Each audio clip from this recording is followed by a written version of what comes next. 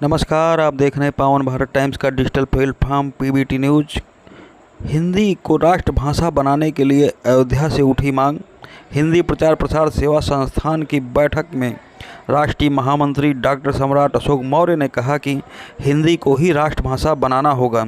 इसके लिए चाहे मत विभाजन कराना हो तो मत विभाजन भी कराया जाएगा। देश को अब गंभीरता से इस विषय में सोचना होगा। सुनिए डॉक्टर सम्राट अशोक मौर्य से की गई बात।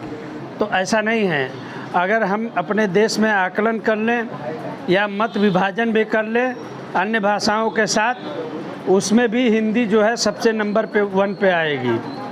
तो अगर मत विभाजन से सरकार बन सकती है तो मत विभाजन से भारत की राष्ट्रभाषा भी बन सकती है।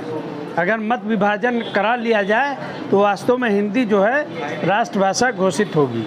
किसी एक प्रदेश के विरोध से, एक प्रदेश के न मानने से हिंदी को राष्ट्रभाषा घोषित करने से कोई नहीं रोक सकता। तो हम लोगों को ये भी दबाव बनाना है कि सरकार मत विभाजन करावे।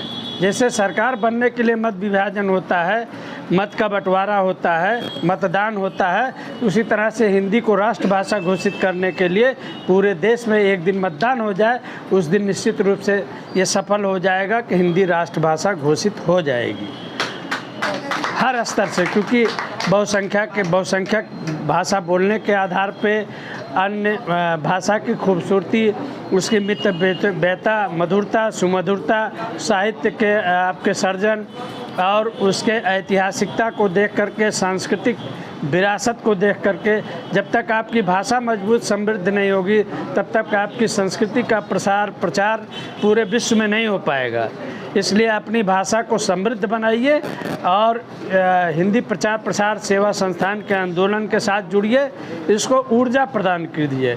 कहीं से भी हम लोग निराश न हों, कहीं से भी हम लोग जो इसमें सहयोग कर रहे हैं, जो आप लोग कंधे से कंधा मिला रहे हैं, दिन दूनी रात चौगुनी शक्ति से, ऊर्जा से हम लोग आगे बढ़ें, ये हम लोगों का प्रयास होना चाहिए।